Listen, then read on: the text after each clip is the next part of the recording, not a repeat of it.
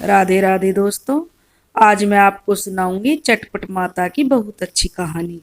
अगर आपको हमारी कहानी पसंद आए तो प्लीज़ हमारे चैनल अपनी संस्कृति को लाइक करें, सब्सक्राइब करें और शेयर करें।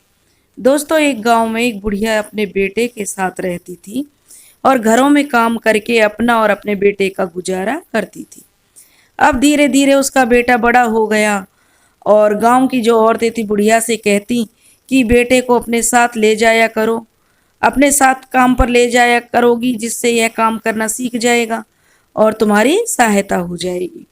बुढ़िया बेटे को समझा समझा कर थक चुकी थी, लेकिन वह एक नहीं सुनता था, जिससे बुढ़िया बहुत परेशान रहती थी। बुढ़िया उसको समझाती, बेटा कहीं काम धंधा या नौकरी कर लो जिससे हमारा जीवन यापन सही से हो सके। लेकिन उसका बेटा बहुत कामचोर था। वह बुढ़िया की सभी बातों को अनदेखा कर देता। बेचारी बुढ़िया बहुत मेहनत से काम करती और अपने उसका गुजारा कर रही थी। बहुत मेहनत उसे करनी पड़ती थी। एक दिन गांव की औरतों ने बुढ़िया से कहा कि आप उसकी शादी करवा दो।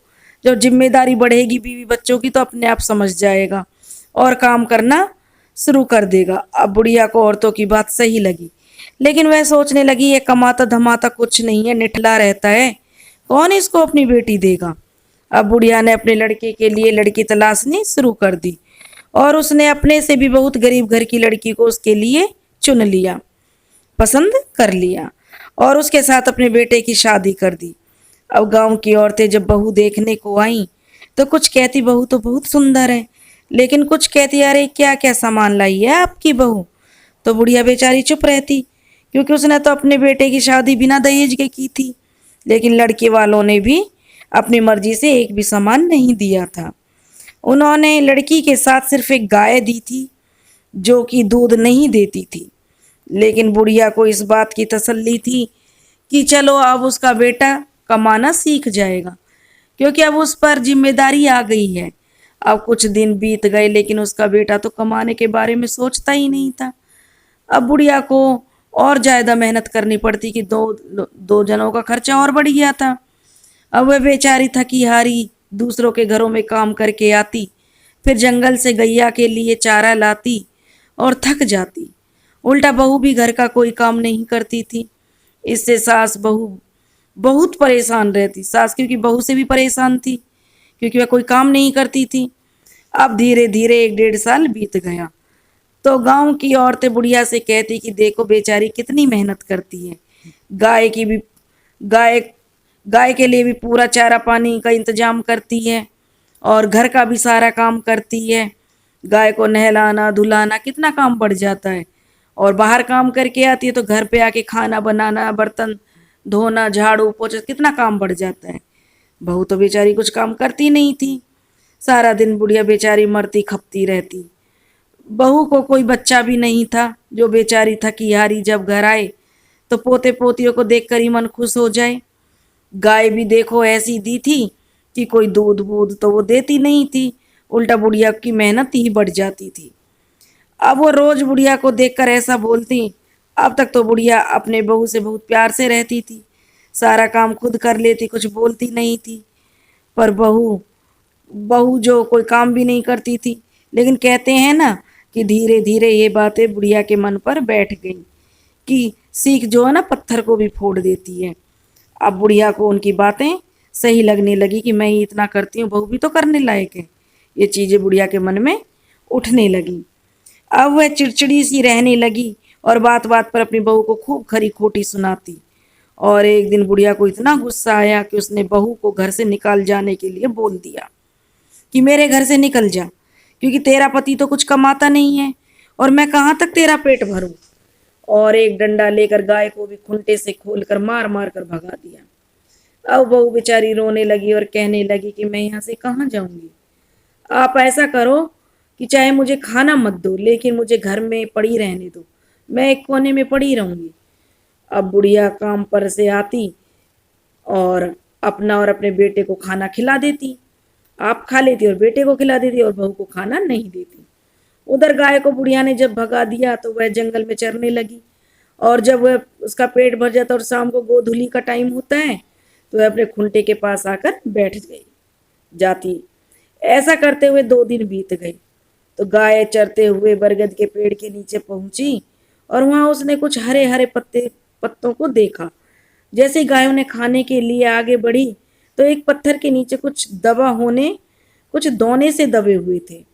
तो उसमें से कुछ जो गाय थी उसने मुंह मार मार के पत्थर को हटा दिया और जो दोने थे वहां रखे हुए थे, तो उनमें जो मुंह मार के उसने देखा तो उनमें कुछ खोआ और शक्कर से बना हुआ प्रसाद था। तो गाय ने पत्थर को उठाकर उन दोनों को मुंह में भर लिया और उनको लेकर घर आ गई। जब घर आ गई तो बहू घर के काम को कर रही थी और बेचारी ने 2 दिन से कुछ खाया पिया भी नहीं था। बहू ने सोचा कि जब तक माँ जी आएंगी तो मैं भी घर का सारा काम कर देती हूँ, जिससे उनका गुस्सा कुछ कम हो जाए।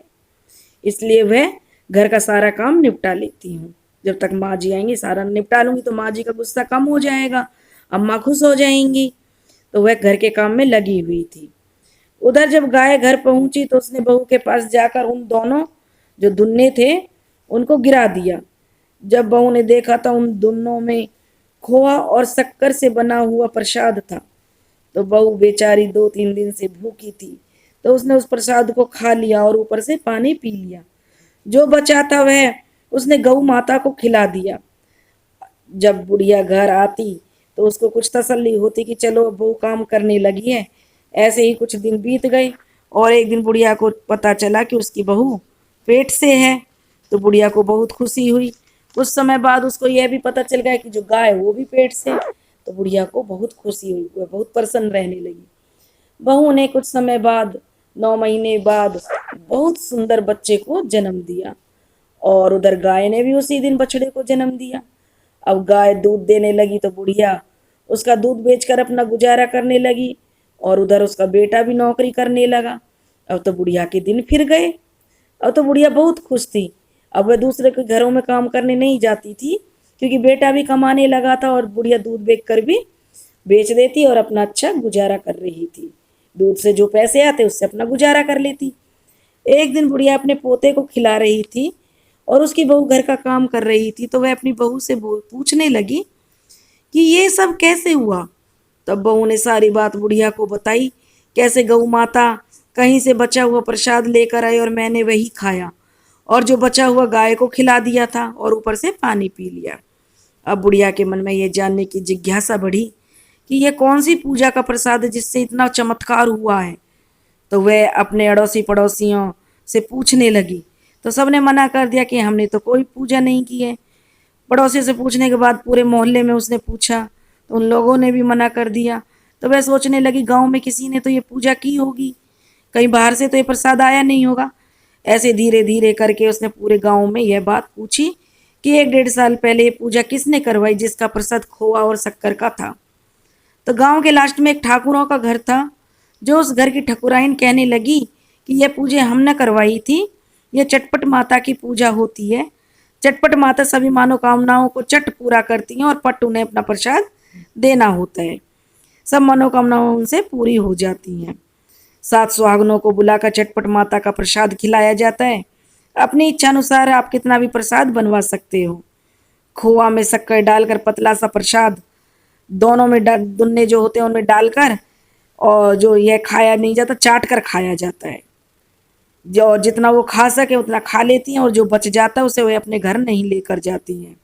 बचे हुए प्रसाद को किसी में दबा दिया जाता है। तो खड्डा खोद कर मिट्टी में दबा दो, किसी पेड़ के नीचे जाकर दबा दो, बड़ा सा पत्थर ऊपर से रख दो और कुछ दिन बाद जाकर उसे मिट्टी में दबा दो।